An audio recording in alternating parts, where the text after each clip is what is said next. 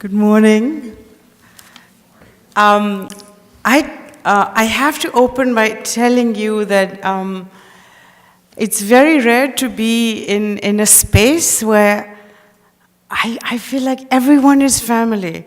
My Yale family, my UNICEF family, the early childhood development community, it's just fantastic.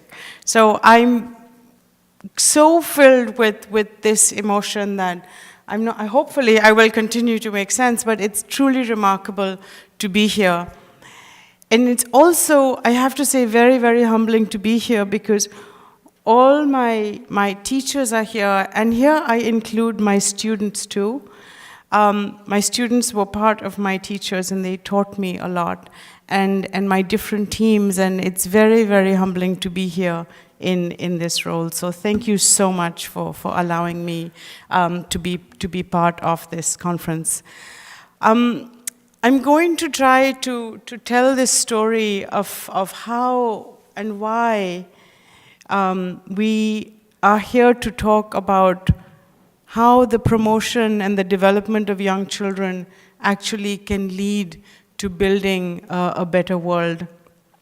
And oftentimes when we present this information, people are completely nonplussed and they say, yes, yes, whatever. What do you mean, children and peace? How do you join those dots? So I'm going to try to join those dots a bit for us today. So the story I'm going to walk you through has many elements to it.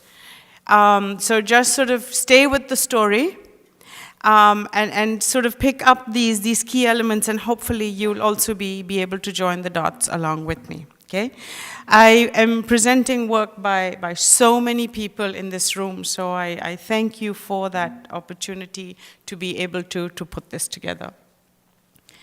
So what we're talking about here is we're talking about skills, we're talking about outcomes, we're talking about who we are. And who we are and who we become is what happens to us in these early years of life, from conception onwards, because of good health, nutrition, caregiving, sort of this nurturing care. So this is the premise. Each one of us has had a childhood. Each one of us in this room. Each one of us went through the ages from conception to school entry, and everything that happened to us at that time is making us who we are. That's early childhood development, okay? Now, this is not new information, but we are seeing it as a very opportune moment to make a difference because we see a convergence of many forces. The science is clear. It's in the Sustainable Development Goals. That means every country in the world has signed on to the commitment to making change for children. And tomorrow, the G20, which is the world's largest economies in Argentina, will sign an initiative saying that early childhood is the center to build fair and sustainable societies. So now, not only was it part of the SDGs, but it's been lifted out of that to even a more powerful level of these economies saying, we believe that if you invest in these first years of life, you build fair and sustainable societies. So the moment is really terrific, and I thank Rima for ending by saying the moment is now. Okay, so we're going to start with the science because that is the winning argument to do anything we want. That's the facts. And the facts really tell us that this window of opportunity in the first few years of life is unparalleled because of the exuberance with which the brain cells form these connections. I mean, it's just phenomenal that there can be over 1 million of them a second, and even any of you will tweet right now, your Twitter will not be that fast. That's the phenomenal power of the brain in these early years of life. It's just incredible. And what the brain is seeking to make this happen is 3 very core elements. I'm going to come back to this in a minute. It's seeking some very core elements because the brain is just the blueprint. It's the environment that makes it what it is. It's really hungry for the environment to give it the information that it needs. And it needs three things. Nutrition feeds the brain, stimulation sparks all those connections, and protection buffers it from toxic stress. That's what the brain needs. To be this phenomenal, complex organ in these early years of life. And so the message is clear. It's actually the environment that makes the difference. It's the work that all of us do that makes the difference. And this is our call to action. This is really what makes the change happen. How does that happen? Because we know when the child gets adequate nutrition, almost 80% of the energy consumed by a child goes to the brain in these first years of life. So what is our biology telling us? Our biology is telling us, we're not giving that food to the body, we're giving the food to the brain. The brain matters. The second thing we're learning is that if we protect the baby, because the self-regulation systems in the baby are not yet fully developed, if we provide that care and protection, we are buffering the child from these very high levels of stress that then release certain hormones like cortisol in the brain that start to create sort of a disruption of its progress that it could make. And finally, we know that the love, the care, the nurturance, the singing, the talking is really that foundation of making these connections happen. We know that by age 3, for many children in the world, there's a 30 million word gap. That means there are many children in this world who are in stimulation-impoverished environments. Can you imagine 30 million words less compared to other children in the world? So it's already an unfair playground. And words don't cost. Words have no cost to them. But just by making that engagement happen, the stimulation is in place. So this is really what the brain needs. And Jim referred to the Lancet paper that was published 2 years ago on nurturing care. And this is the essence of the Lancet paper, which is the brain develops the fastest in the first few years of life. Nurturing care is that little mobile where you need health, nutrition, safety, security, responsive care, and early learning. And I know to many of you this is not new. This is information you already know. But what I'm trying to do is build on this common page of information we know to go into peace building and social cohesion. And what we know also is the cost of inaction. We know the number of children, 43% of them are not achieving their potential. We know that this pays off, both for this generation and the next. And that we know that we need to provide this support not just to children, but to caregivers. And this is a really important point I want to bring up here. In order to care for children, we have to care for the adults in the children's lives. The children need those adults. So caring for the caregiver is a very important aspect of promoting early childhood development. So this science is clear, both the economic and the neuroscience is clear of what children need to develop, okay? If that science is so clear, then why do we have these staggering statistics? And the one I want to point out here is that 75 million children live in areas that are under the age of 5 that are affected by conflict. They have continuously lived in these areas. This is a staggering statistic. And I think that if you look at all the numbers going down, look at the 300 million children who breathe in toxic air. We know what toxic air does. It breaks down the blood-brain barrier. It goes into the brain. It starts to slow down this phenomenal brain development function that can occur. So really, we know the situation of children is not good, even though the science is so clear.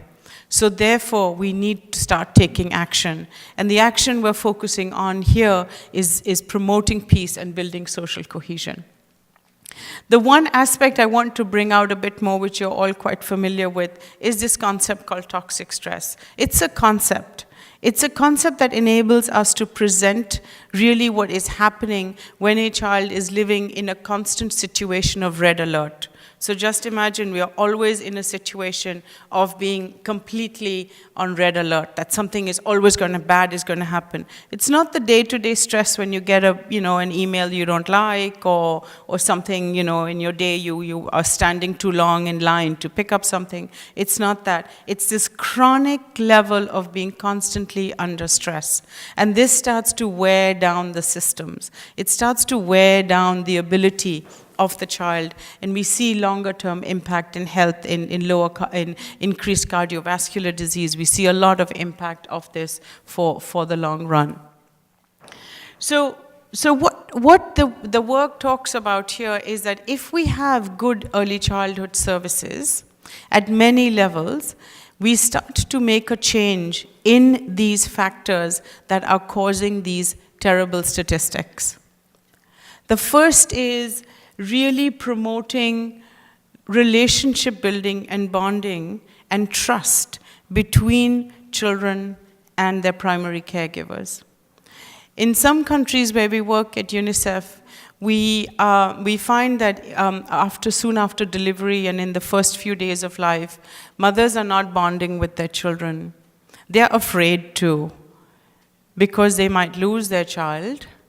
They're living in situations of stress where life is so fragile. They're afraid to bond in a relationship that they know is going to lead to a lot of loss. By promoting those bonding relationships, we're helping to promote pathways in the brain on trust, on caregiving, on love, on affection. And then we go beyond that, beyond the relationships, to the broader community within which the child lives. And here we have early childhood programs that promote that broader nurturing care by adequate nutrition, by safety, by security, by learning, by health. And these levels of programs and intervention that we are all engaged in are actually key ingredients of change. We don't realize them as ingredients of change because babies and children are small and they just sort of look at us and they smile, and we don't quite see the impact we're having. But these actions we are taking are causing that change to occur. So this is the sort of, I know it's a little bit complex, but I'm going to walk through this and then give an example from Ivory Coast to explain this. And this is my last slide. This is the theory of change, of how that science that we started with, that beautiful story of how the brain develops, becomes now many levels of action to make change.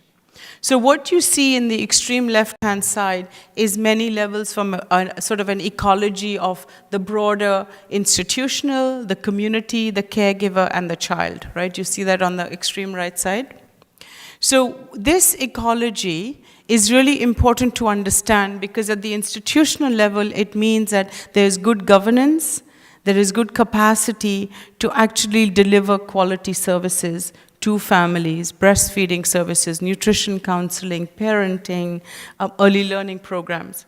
At the community level, we are addressing the specific conflict drivers in the community, and I was really glad our colleague from IRIS started to talk about that, because these are the community level drivers he referred to. That's at the second level. The third is the caregiver level, and that's the one I built on a little bit, talking about the relationships, building those harmonious relationships within families, not just didactic between adult and child, but between the adult children themselves.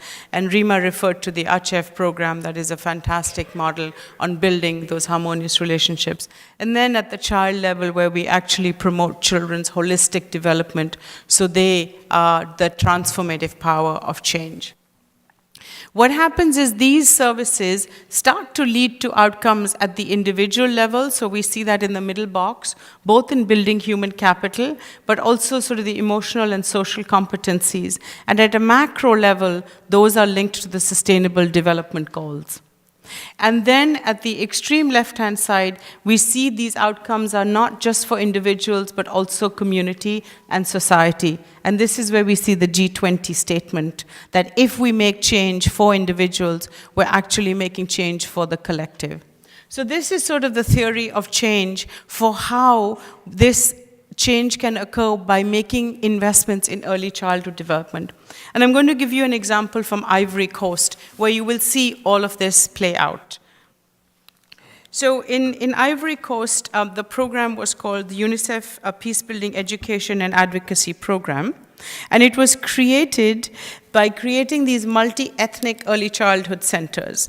So the early childhood centers were not just one ethnic group sending their kids, but created in a manner and in geographic areas that different ethnic groups had to send their children to the same center.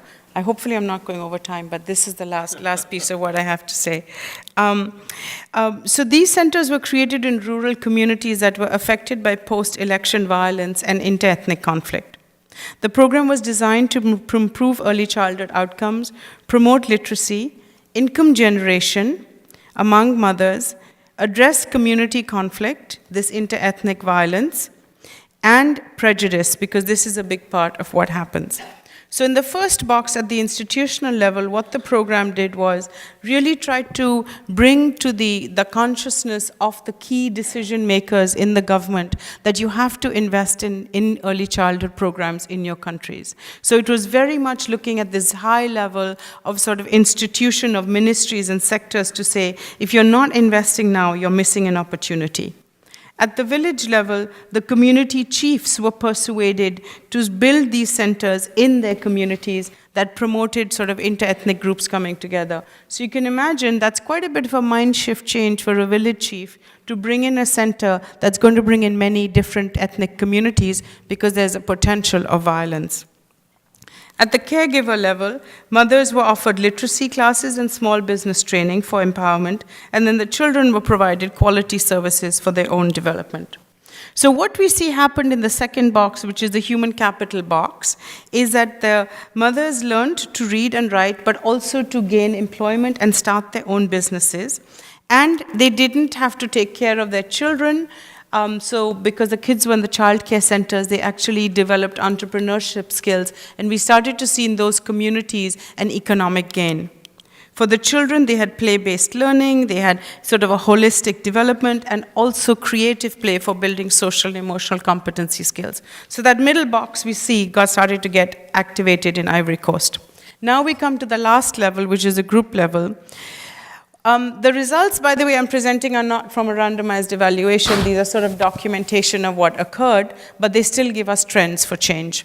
At this last level of the group level of outcomes, what we see happening is that while government investment didn't increase that much, so at the institutional level, we really didn't see that much change, which is a pity, and that affected the sustainability of the program. So that really was a big challenge that didn't occur. But we did see equality improve because children from the marginalized ethnic groups started to have access to early childhood centers. They started to gain the skills they needed, and new businesses started up in these more marginalized communities because the women now had the skills to do that. So they started to get economic advancement, and there was equality in societies. We started to see the village chiefs understanding the importance of bringing these centers to their communities, which was really important. But as I said, it didn't get sustained because they didn't get the financial support they needed institutionally. The women and some men started to establish relationships with other communities. So when they drop off their kids, they start talking to the other mothers. And when they pick up their kids, they start talking to the other mothers and fathers, and conversations start up. And they realize they have one thing in common: they all care for their kids beyond everything else. And that starts building that community. And so children become that anchor for that. And of course, we saw the children really improve, and group resilience and community resilience go forward.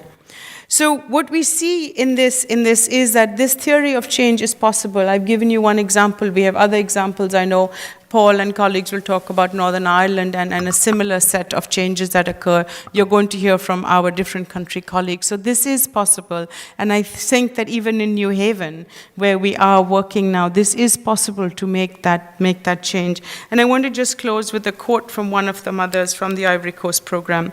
She says, "The group helped me to forget the war. The group helped me to forget the war. We are not the same people we were before. Since we are mixed, we are all together, we won't fight." And for a mother to say, "Now my children are in safety." For all of us who are parents, can you believe? That's a very powerful statement. The mother says, "Now my children are in safety, and I can work in the field and we can be at peace. This is really, really powerful. And all of us sitting here can drive this movement. This is not a movement from outside. This is a movement that requires all of us. Because you are science, you are practitioners, you are parents, you have the skill set, you represent the geographies of the world, you have networks, and because you believe and have the ability to make change. Thank you.